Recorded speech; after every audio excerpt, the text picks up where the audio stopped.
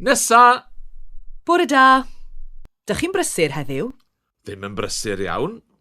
Dwi'n meddwl bod y glaw yn cadw bobl gartre. Mae 4 llyfr gyda fi ddod yn ôl heddiw. Dwi'n meddwl bod y dyddiad yn iawn. O, mae'n ddrwg gyda fi. Mae'r llyfrau ma'n hwyr. O, diar. Faint o arian dych chi eisiau? 55 ceiniog yr un. Felly, 2.20. Dyma chi. O, un funud. Oes llyfr arall gyda chi? Dwi ddim yn meddwl bod un arall gyda fi. Dwi'n meddwl bod geiriadur Cymraeg gyda chi. Mae'n ddrwg dy fi.